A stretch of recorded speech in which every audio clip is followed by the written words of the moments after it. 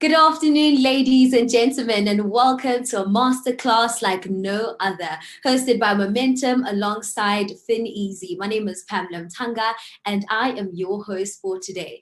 I have four phenomenal guests here with me today as we discuss the science behind financial literacy and how we can use financial literacy to accelerate our journey to success. As with any journey, we've encountered obstacles along the way. 2020 has proven to be one of those obstacles, which was really difficult for everyone.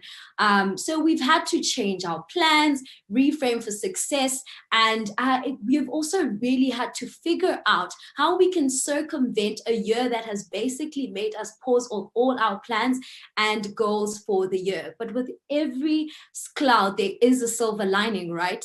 So we have found new ways of defining what success means to us. And although the lessons that we have learned in 2020 were really tough, they have enabled us to turn our disappointments into windows of opportunity. And that is the reason why we have this masterclass today, is that unique opportunity to see a fresh perspective when it comes to our finances. So the main aim of being here today is to empower you with tools that will inspire you to enter 2021 with great confidence and through the power of financial literacy. As I mentioned, I'm here with experts who are going to take us through a special science behind financial literacy. We have the CEO of FinEazy, Monique Bars. I'm going to give you a little bit of a background about Monique and FinEazy. So FinEazy is an education technology company improving financial literacy in Africa. Monique believes financial illiteracy, is not only the greatest barrier to sustainable financial inclusion, but also affects millions of people every single day. She is a lifelong learner with a focus on leadership and is resilient in her quest to have a positive impact in the world. Welcome, Monique. What a privilege it is to have you here today. Thank you so much, Pam. That is such a wonderful introduction, and it's really a privilege to be here. I'm really excited. Thank you. Welcome, welcome. From Momentum Metropolitan, I have Claire Clausen, who is a consumer financial education specialist at the group. Her work through the sponsorship of the Momentum Metropolitan Foundation involves enhancing the lives of the youth and vulnerable communities in South Africa using financial education. Applying the knowledge she has gained during her career and sharing that knowledge is her passion, and she hopes to make a difference wherever she may find herself. Hi, Claire. I'm so excited to have you with us today, looking all stunning in red. I see the M there. Yes, absolutely. Passionate for Momentum, passionate for the red, and I'm very privileged to be here amongst these learned people in financial literacy. Thank you very much, ma'am. Amazing. I have another family member from Momentum here, Katlego Gaborone, who is a financial advisor from Momentum. And I cannot wait to hear how he'll equip us with the journey ahead. Katlego kicked off his career in financial planning in 2017 and swiftly found his footing and built a reputation for himself as one of the top financial advisors in personal risk planning. He currently serves as an advisor and team leader to newly appointed advisors. His effervescent personality plays a huge role in enabling him to be a great team player and networker of note. Katlego, I'm so tempted to say, "What's up, bro?" because you are the thorn amongst the roses. Indeed, the thorn amongst the roses. Thank you so much, Pamela, and thank you for the introduction, and welcome to all the people who are watching. Amazing. Last but not least, I have Isabel Taylor Munoz, who is the COO at FinEazy. Since moving from Mexico City to the UK to study environmental science, Isabel has gathered in-depth experience working at the intersection of entrepreneurship, technology, and social impact. Throughout her career and life, she has worked to impact her community through youth work and is passionate about building resilience in people. Welcome, Isabel. It's fantastic to have you join us today. Thank you, Pam. It's fantastic to be here as well. Such a privilege. Fantastic. So you're probably wondering there at home, what is the relationship FinEazy has with Momentum? So the best way to refer to the relationship is to call it a partnership. Momentum's ethos about partnerships is grounded on its own kind of ubuntu, because successful people know that no one is as strong as everyone. So we always need to find the right partner to propel us forward on our journey to success. So Momentum and FinEazy have partnered up with the intention of driving young people towards the financial success they envisioned for themselves. So our youth is our future, so we have to invest in the youth because they are the decision makers of tomorrow and the leaders of tomorrow. It is also important that we create an environment where we are aware and give ourselves knowledge and financial literacy in order to be better prepared for tomorrow and apply that financial literacy and knowledge in our daily lives. So with you guys who are at home, I am so pleased to announce that I'll be giving away a prize at the end of the session to the most engaged participant. So your momentum in that comment section or chat box will earn you a prize at the end. And I do encourage you to use the prize wisely according to what we are going to be talking about today, because I think the most important thing is when you learn something is to immediately execute it in order to see its success. So don't forget to use the hashtag #SuccessIsAScience in your interaction with us on social media today. So to kick things off, I want to start by engaging Monique. So as a CEO of FinEazy, you understand the power and importance of financial literacy in young people, right? So can you tell us more about why you started FinEazy and why a platform like FinEazy is so important? Thanks, Pam. So the starting point for FinEazy was really a realization that we've all experienced the impact of good and bad financial decisions on ourselves and on the lives of those around us. But actually the foundation of those decisions is an understanding of money, an understanding of this world of finance. And that understanding can't actually be taken for granted. So the latest global statistics suggest that 2 out of every 3 people, 3 adults around the world, don't understand basic financial concepts. So things like basic interest. Now, when I realized that and realized how important that understanding is in my own life and my own financial decisions, I knew I had to do something about it. So I got a team together who's really passionate about figuring out how can we teach finance in a way that is super accessible, super scalable, and super effective, and essentially democratize this knowledge so that absolutely everybody can make excellent, informed financial decisions, since we all make finance decisions every single day.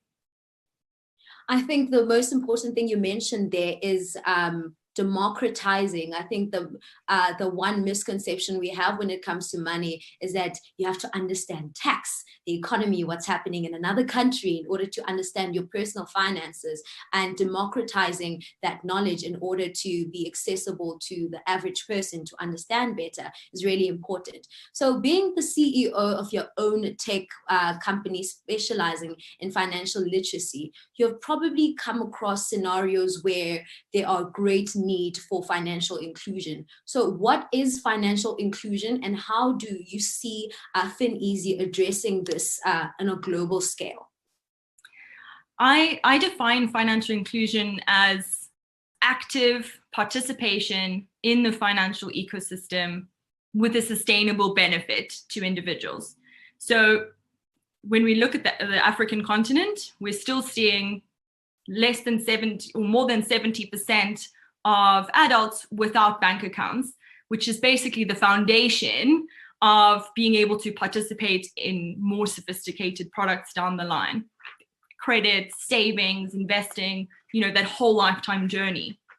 So when we look at, including individuals within that ecosystem, I essentially see it as an equation, right? And there's two pieces to that equation.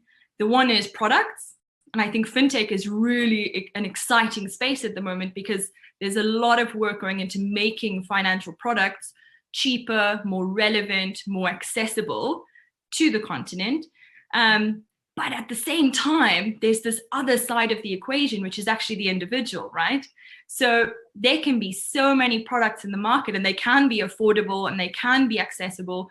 But if we don't empower individuals to demand those products at the right time, make the right decision, use those products, we then don't unlock the value for the individual or the ecosystem itself. So I think in that way, financial inclusion is kind of the starting point for the continent to really participate in society, to participate in the world. But we need to actually tackle both sides of that equation in order to make it sustainable and real. It also sounds like you've done a lot of research with coming up with FinEasy, and I think it's the most important aspect of having to develop this platform. So what are the methods of research and implementation? So do they differ from country to country or continent to continent? How do you approach the development of a financial literacy course, in other words?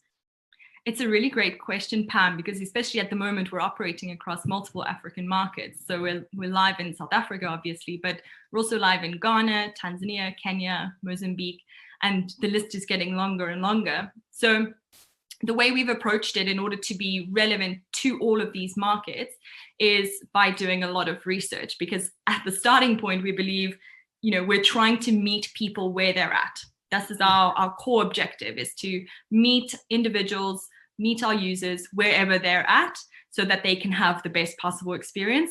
So that translates into two key pieces of research, right? The one is around the content and the other is around the platform. So when it comes to content, we essentially have made our explanations and all of our academic content really, really simple, using very simple language. We translate into local languages, which becomes really powerful for true understanding in different markets. But then we also use stories that contextualize these concepts and make it very accessible and contextualized locally. And we find that to be super powerful, especially finance is quite foreign to a lot of people. It's quite a foreign concept. So when you're able to make it tangible, practical, and accessible using stories, we find we get much better engagement and much better results. And then when it comes to platforms, that becomes really interesting because, it's essentially saying, where can we meet people?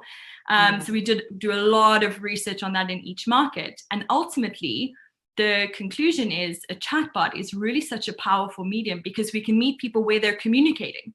So every market we operate in, everybody is on their phones, on WhatsApp, on SMS, on Facebook Messenger.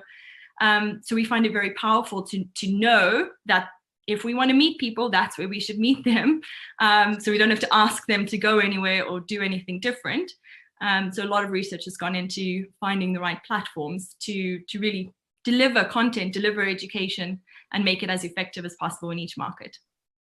That is absolutely beautiful. And I love the fact that you are meeting people where they actually are, because I think the hardest thing when it comes to financial literacy, people always complain about access, so when you bring it to where they are already located, you can find them easy and communicate with them better. So now, Claire, as a representative of the Momentum Metropolitan family, from your perspective, why is your partnership with such a platform like FinEasy so important? Well, FinEasy is one of those partners that we identify strongly with the value system. So the importance, I think, in selecting partners that we work with is that they align closely to our values. And the fact that FinEasy is a fintech company live with ambition and innovation I know that they can take our programs, and scale it up using their program. It's digital. Instead of having a face-to-face implementation where you are quite limited, FinEasy has the capability for us to reach cross-country with little intervention as far as resources are concerned. So FinEasy was selected because they are a technologically savvy and financially savvy organization. They believe in research. They also meet people and participants where they are. The biggest platform that we're using currently is with WhatsApp, but it is also available on Facebook, Messenger, and on web chat. Momentum Metropolitan believes in empowering the youth. So with this artificial intelligence chatbot, it is capable of being used on a smartphone and on a feature phone, which is one of those old devices where you can only access SMS. So this is the reason why we partnered with them. We also want to empower people where they are, in their homes, 24 hours a day, if possible. Amazing. So what is the most important thing our audience can take away from today's masterclass and that they can apply practically to make a positive difference in their finances, given that there's a platform like FinEasy and Momentum Metropolitan is here to assist? Well, Pam, interestingly enough, behavioral science is showing that the reason why people spend money is linked to their emotions, believe it or not their bank balance. So what I would like for people to take away from today's session is think about what you need to do with that money. If you know that you need to budget for the month, compare, this is my income, these are my expenses. Then if you run out of money in the middle of the month, do not go to unregistered lenders. I know some of us do need to make it to the end of the month, rather find a registered lender. What I'd like for people to take away and to challenge them is to first think before you spend your money. Think before you spend. I think that's one to note. If you forget anything from this masterclass, think before you spend. So from you, Claire, you sound like you have so much wisdom. And but however, I would really love to know if you could turn back the time and go back and have a conversation with your 21-year-old self regarding financial education, what would you say, assuming that you're 25 right now? All right. So the first thing I would say to my 21-year-old self is your first paycheck, do not spend it. I know you want to. I know you're proud of getting your first job, but find a way to save at least 10% and to start something like a retirement annuity. Because 21-year-old self, if you're going to look at yourself 20 years from now, you're going to wish you started saving the minute you started working. And for me, I was so excited to have my own job and have my own money. I wanted to purchase my first car, and it was a used vehicle because I didn't want to, cause an accident with a brand new car. So I bought a used one. And the next minute, I get a notification that this vehicle has been listed as the SAP as stolen. So I didn't go through the fine print of making sure that there's a police clearance, and I had to go through the whole schlep of having it cleared after I purchased it. Oh my goodness. I can't imagine how excited you were to get a car, and now it's registered as stolen. Must have been the worst. And I also remember when I was 21, which is a couple of years ago. Of course. When I was 21, I definitely I think I was in my first job as well. I definitely spent my paycheck. Didn't even tell my mother how much I was earning, but I definitely spent it. So I think it's really important for us as young people to start from when we are really young, or from when as young as you can think, in order for you to start your financial journey. I think it's easier that way as well. And also congratulations on the work you're doing with the youth. It's really inspiring, and I absolutely love to see it, because we want to ensure that as your 24-year-old self, as Pam, the decisions you make from 3 years ago are really still benefiting you today. So, Katleho, on Clear's point, they're rooted on personal empowerment, right? On how you can personally make financial decisions that are smart enough and help you for the future. So, as a financial advisor, you play an important role in enlightening your client's financial journey, but you can only do so much, right? Yeah. So how important is that we use your expertise as an advisor together with empowering tools like FinEasy to propel us towards our financial success that we envision for ourselves?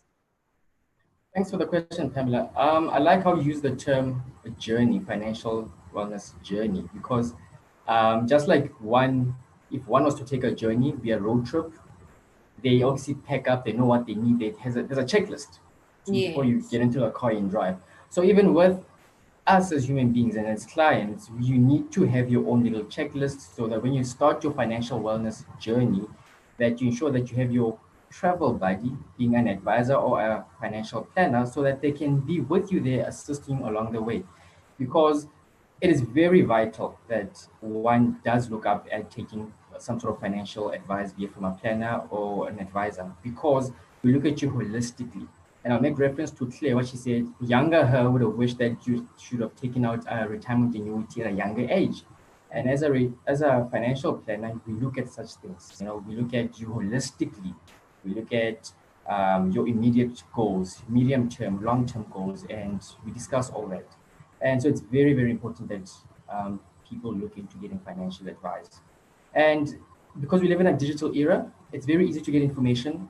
You're on your phone, you're anywhere. So it becomes much, much easier to obviously equip yourself with knowledge.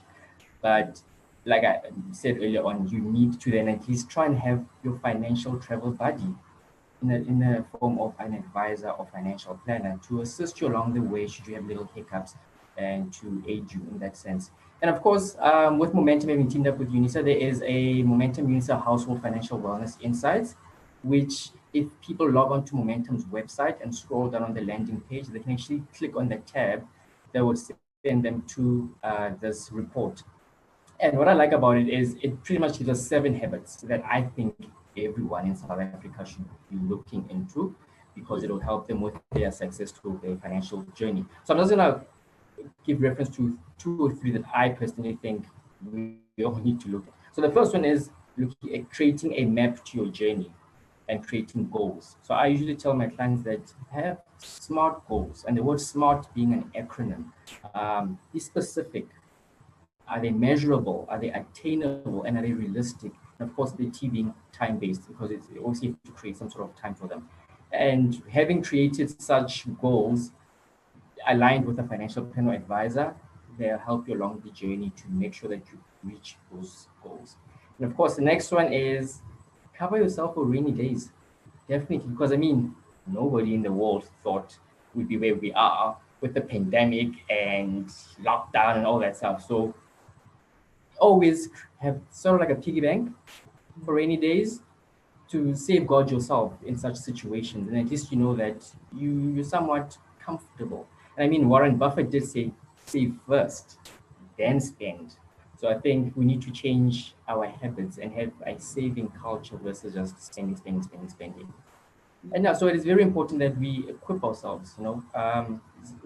People can just log on to the internet and check what's there and align themselves with a partner that will assist them in terms of their financial wellness. I think what I gather from you, Katlego, is that you not only have to get a financial advisor and then you're like all set, you're great, you're going on your journey. It is a personal proactiveness method. You know, you have to also be invested in your finances. You have to make the decisions, and the financial advisor is there to guide you. Right. So it is your profession to provide potential and existing clients with advice on how to manage their finances. Do you see yourself as a financial advisor or a financial coach? And what is the difference between the two? Because for a person who is not within the field or who does not have understanding of financial literacy, it all sounds the same. Yeah, true. Thank you for that question. So there is a vast difference between the two. So with a financial coach, they pretty much deal with just the habits of a client. So it's all about equipping them with information and changing their mindset towards finances. So they'll probably assist you with budgeting tips, changing your attitude towards savings, so on and so forth. Whereas with a financial advisor or planner, it's a bit more holistic. Yes, it does encompass the role of a financial coach as well, because we do deal with budgeting as well, but we look at the more holistic approach whereby we can actually render recommendations with benefits or products linked to whatever I'd say the need is. So that's pretty much the difference. And of course, even when it comes to qualifications, they were different. As a financial advisor or planner, you need to be then registered with the FSCA, formerly known as the FSB. So you need to have a license that you render advice and you actually qualify to do so. Oh, that is quite interesting. So if they don't have a license, you might just want to rethink their advice, you know. And I think you really place emphasis on equipping yourself in order to be empowered to go on this journey. And I think FinEazy is one of those tools or platforms that will assist a person on their personal journey to success, financial success, that is. So Isabel, I'm posing this one to you. Could you please tell us a bit more about the platform and what we can expect when we're going on the platform and trying to use it and navigate it? Yes, of course. Thank you, Pam. So as Monique has sort of hinted at in her explanation, and also Claire a little bit, FinEasy has been entirely designed around making finance really accessible for as many people as possible. We also like to make it inspiring and fun. So it's free for users, and as has been mentioned before, it is available on most messaging platforms, including WhatsApp, Messenger, SMS. It also uses very little data, which does a lot to lowering that access barrier to our 160 plus finance topics. In terms of kind of the learning and the educational part, the way the product works is that, again, I love this word journey. It can mean so many things. We really take our users on a journey through stories and characters. So again, it's all about really being able to belong to an experience, truly understand it, and almost embody the knowledge as well. So we develop characters and stories that really speak to experiences. So we use actual people who we've met. We use them as inspirations to create our stories.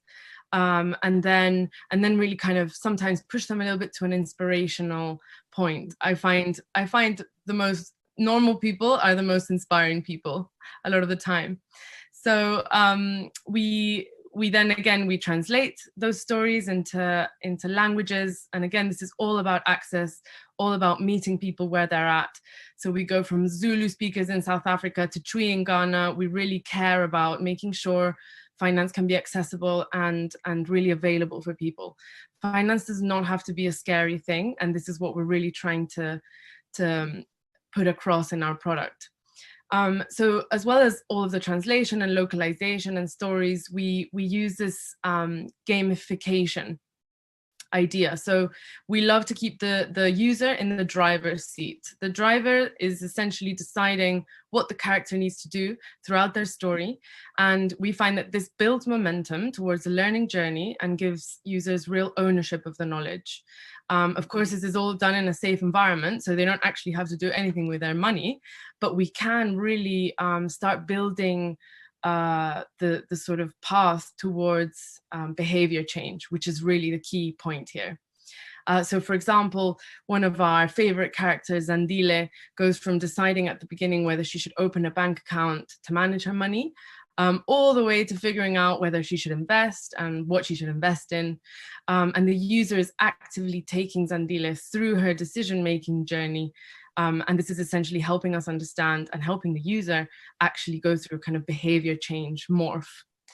So with all of this, we kind of love seeing these interactions with our users. I absolutely love this this product, this chatbot, having done it myself, having really been also in the position of most people in the world where I really didn't have any clue what finance meant for me and my decisions and my future. So it was all about kind of really personalizing that experience. And we love constantly improving our product and using all of that interaction data to innovate and keep thinking about better ways of making sure people can be included into the financial ecosystem. I think the gamification aspect of FinEasy is the most important part of it. In what Monique has mentioned about democratizing information and financial literacy. But from you, Isabel, I'd like to know why you joined FinEasy as a COO, talking more so because of your career path and what you are trying to do in the world in terms of your social impact. Of course, definitely. So perhaps explaining how the product works actually gives me a nice little segue as to why I joined. I mean, I found the approach really inspirational and really quite genius. Basically, also, the first time I went through the chatbot, I learned quite a lot myself, and I thought I already had quite a good knowledge of finance generally. So there you go. We can always learn. I think as part of my career, FinEasy came at the exact right time for me. I've always worked in kind of tech for good and in really focusing on how we can leverage technology to really make changes in the status quo of the world. I grew up in Mexico, and I've experienced a lot of kind of what the effects of poverty and inequality in countries can really cause. So it really matters a lot to me. And it doesn't matter what country you live in, there's always some kind of disparity and always something to be improved. So for example, in the UK, I worked in a social housing sector around helping social landlords that provide, homes to low-income families, to improve their properties and really create decent housing for people who couldn't afford it.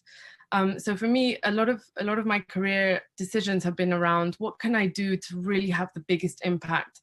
And I think finance made so much sense. Monique arrived in my life with this product at exactly the right time, and I jumped on the opportunity because I'm really excited to really take this forward.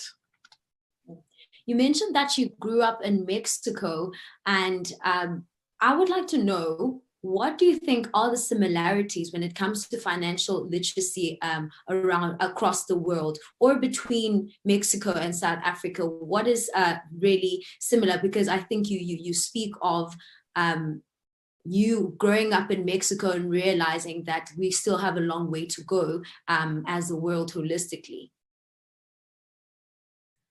Yes, I think that's right. I really feel and have seen that South Africa and Mexico have many parallels. I think we can talk about some of the negative parallels, potentially, for example, economic disparity, real differences between the haves and the have-nots.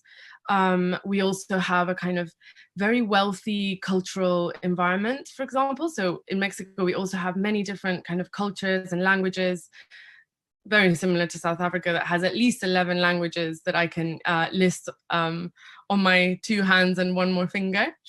So all of this complexity and wealth, I find, gives us a lot of similarities. And in terms of the financial literacy and where we are, again, some similarities, some differences. South Africa actually, interestingly enough, has more banked people than Mexico. Mexico is very a real cash-based economy still. I think the numbers are really, really quite high, around 70% of unbanked people still in Mexico. I think it's slightly lower in South Africa. And so all of these elements really show you the stories on the ground. Again, I've experienced this sort of lack of financial literacy and how it leads to lack of financial inclusion, because as Monique mentioned, the access to a product can only be done if someone first knows that the product exists, and second knows how to interact with that product and whether that product is the right one to go for. So I think, yes, I see a lot of similarities between South Africa and Mexico. So I've really enjoyed this experience. Yeah, you speak of the lack of financial inclusion, which would lead me to my next question, which I'm posing towards Claire. Why do you think there's a lack of financial education in the world, given right now we are in 2020 2.0, according to Momentum, because we are trying to look at a different aspect of fresh financial perspective. How can we then look forward? But before we look forward, we have to identify what is the problem. Why are we lacking financial education? Thank you for that question, Pam. For me, it all boils down to financial inclusion. If you look at South Africa as compared to a different country, let's say Finland, there was an OECD study done with learners at school in Finland that showed that over 90% of those learners had financial inclusion, meaning they could understand financial products and they know what they need to do to apply. But here in South Africa and many parts of the world, there's an issue with regards to equality and poverty, where people are just not exposed to financial products, essentially. And I think this is the main reason why there's a lack of financial inclusion in the world, is because of this disparity in society. And this is why Momentum Metropolitan believes in empowering the youth and starting early on in their lives, so that when they reach the age where they go to university or they have their first job, they can at least understand how to read a payslip, what is the difference between needs and wants, why a person needs to budget and save. So this is what we hope to achieve with our financial education programs. Amazing. So we can't overlook the fact that it was found in the Momentum UNISA Household Financial Wellness Insights report that women have been the hardest hit by the pandemic when it comes to financial standing. How can we as women use financial literacy to recover and live out the financial success that we have envisioned for ourselves? Pam, it's a phenomenal question. And I think the financial literacy is the foundation, right? It's the starting point being truly understanding these concepts. I think especially as women in society, our social contract is usually not to really talk about finance, not to be part of these discussions. So it's really important for women especially to just take that step, really understand the concepts, and use that as the foundation to really take control back, right? To be able to understand, to make informed financial decisions, and with confidence in the knowledge that they understand what the space is about, understand what's happening. So they're actually taking that control back and becoming part of the conversation, but in a confident way, because they really do understand. Amazing. So I think what was really important that I gather from Momentum a lot is that a woman who doesn't apologize for her success keeps her success in motion. And I think to keep your momentum going is really the most important thing when it comes to a journey, and specifically a financial journey to success. Enough from me. I'm going to give the mic over to our audience. I have some questions here from you guys. I see the comment section is quite busy.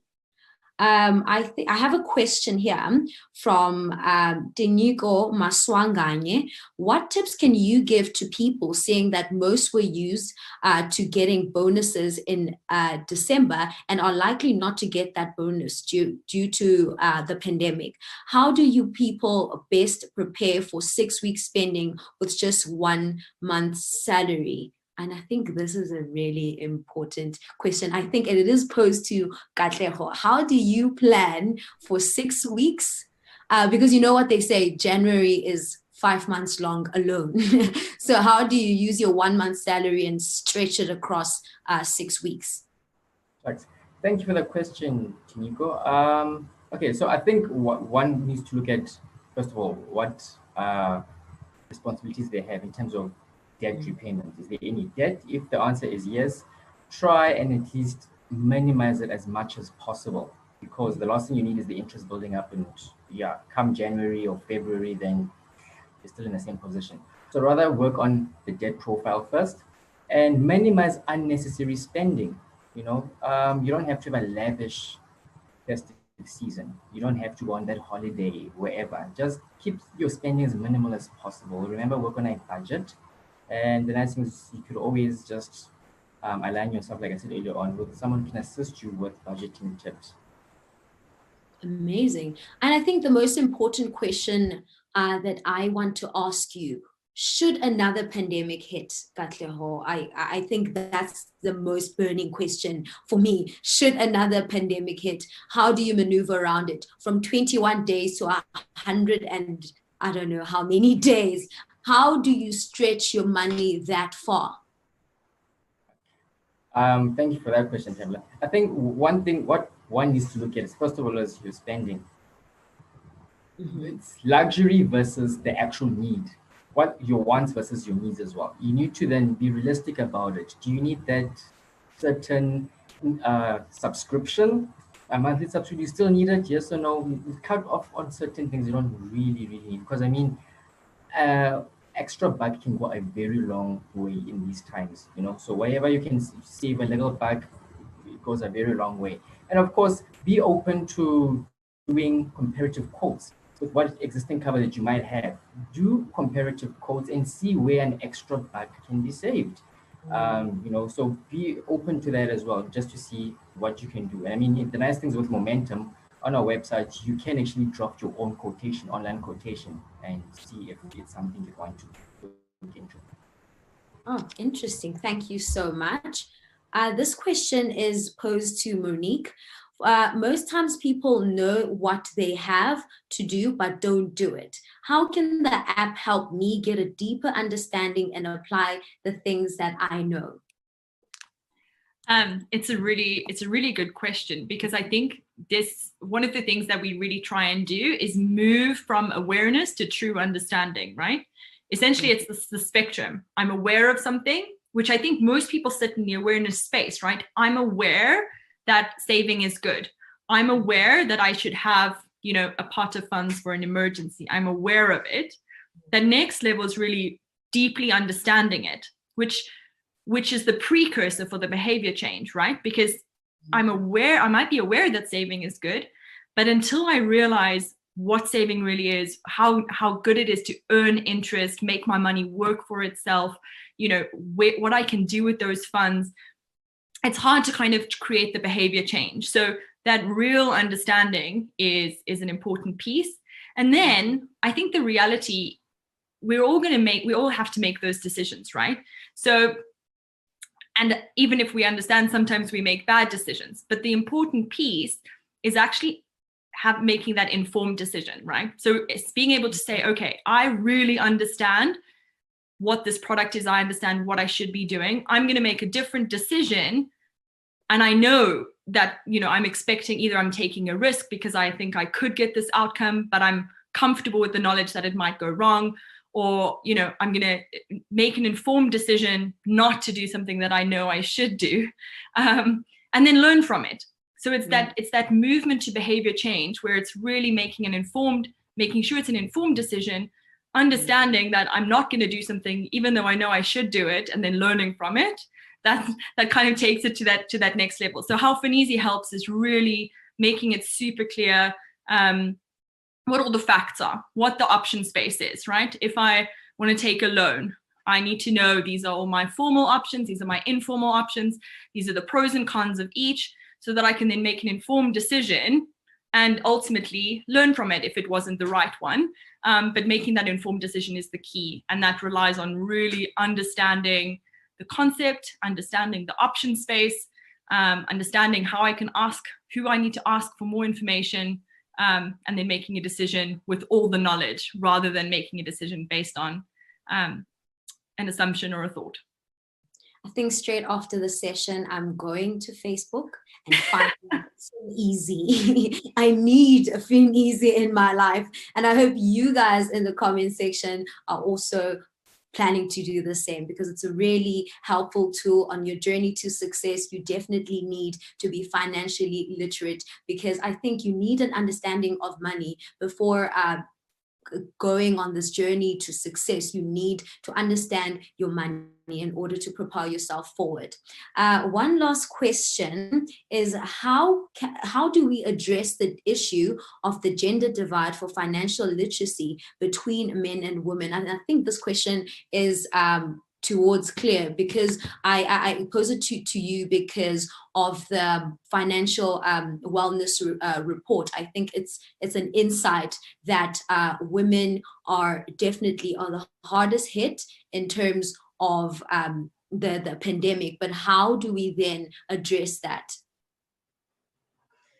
Well, with regards to the difference between men and women, I mean, traditionally, women feel that they need to ask permission for things, and they have to always have this nurturing role.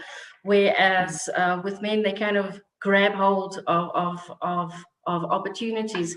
There was a recent study done that if a woman does not, match all the qualifications on a job offer, she will not apply.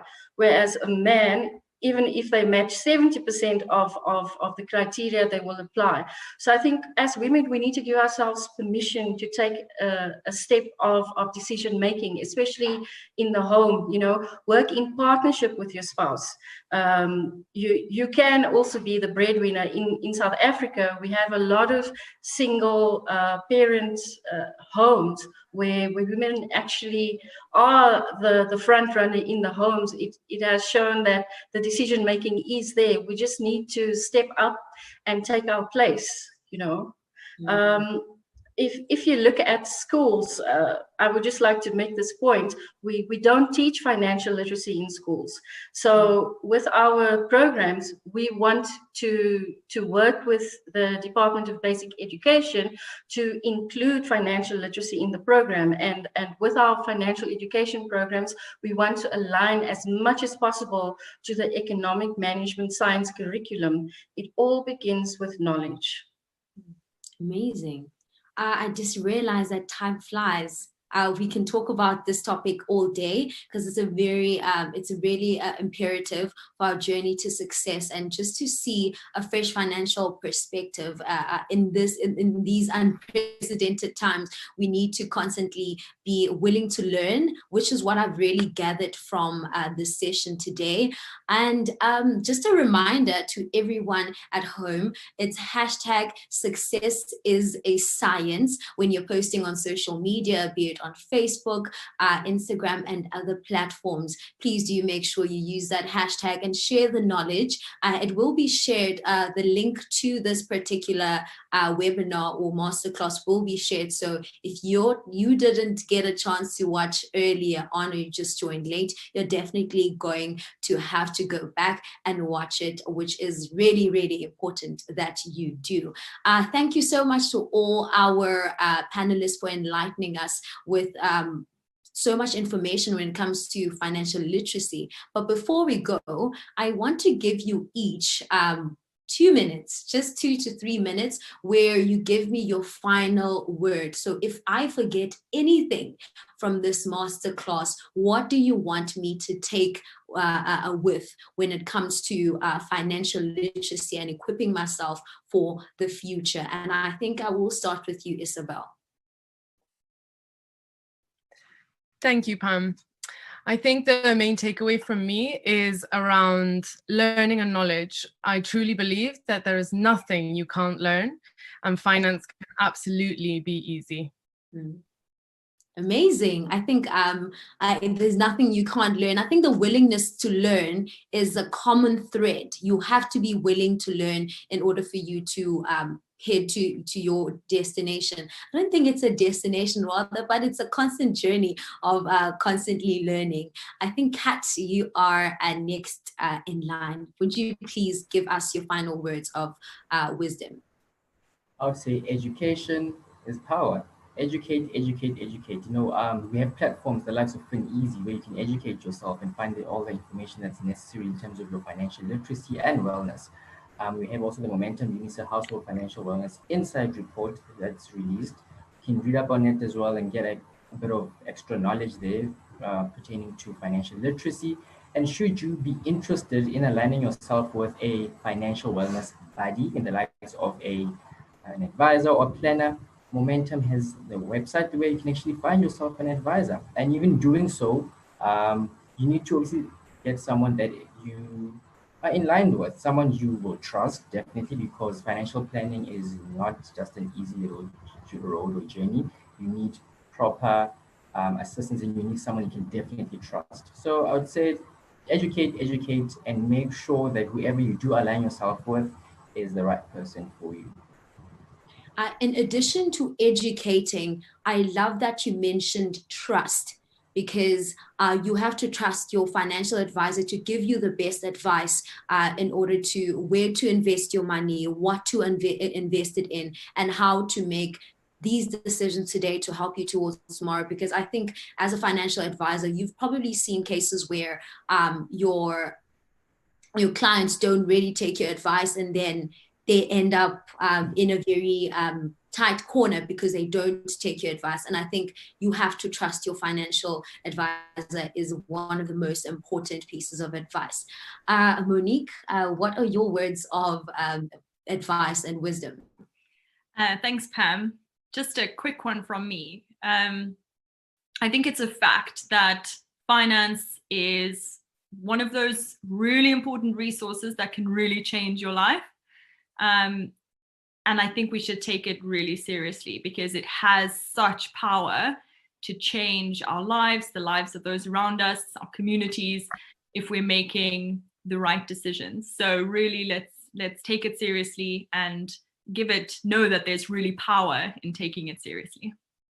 Take it seriously. I am writing that down right after I go to Facebook and find FinEasy. Claire, would you please give us your final words of wisdom when it comes to financial literacy? Oh, thank you for that, Pam. Firstly, I want to thank Monique and Isabel for joining us all the way from London. I know sometimes the time difference is a bit of an issue when we need to communicate, but thank you for always answering so quickly. And thank you to you, Katlego, for sharing your knowledge in financial services industry, and for saying we need to trust financial advisors more. So the final words that I'd like to leave everyone with is what's actually standing on my desktop, on my computer, and I'm just going to read it. It's from Johann Wolfgang von Goethe. It goes, "Knowing is not enough, we must apply. Willing is not enough, we must do."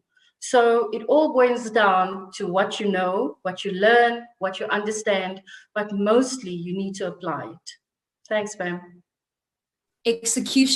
Execution, application is the most important thing. I think you can read all the books in the world and go on FinEasy, but if you don't execute it for yourself and actively apply the information that you've learned, you are then not going to go on that successful financial journey. So it is absolutely so sad for me, because we have to leave now. I connected with people who are in London and South Africa, of course, and it's just has been a really informative session. I was so privileged to be with you today, because this is not a space I often find myself in. And the more I do these kind of things, the more I learn, So I am definitely firstly going on FinEasy to find him or her and making sure that I am on my journey to success. Thank you so much to each and every one of you for enlightening us. Before I forget, we have our winner who has been keeping their momentum in the comments section.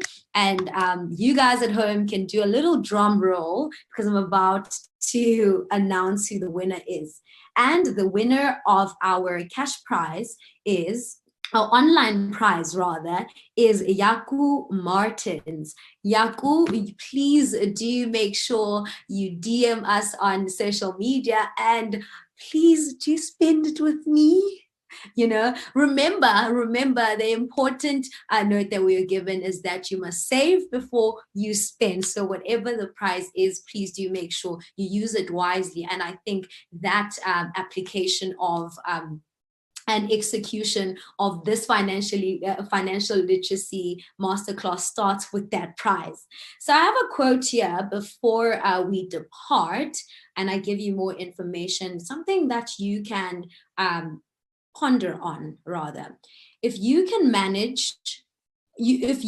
manage 1,000 rand, you can't manage 10,000 rand. You don't suddenly learn how to handle money by amassing more of it. This is why a lot of lottery winners lose it all. Financial literacy is not a side effect of wealth. Wealth is a side effect of financial literacy. I can see all of you experts nodding, and I'm so proud of myself because I've started and I've found a quote. I'm so excited for this. But thank you so much to everyone for joining us today. We have finally reached the end. We wish we couldn't go, but we have to go so that we can pursue all these financial goals and aspirations we've put in place in 2021.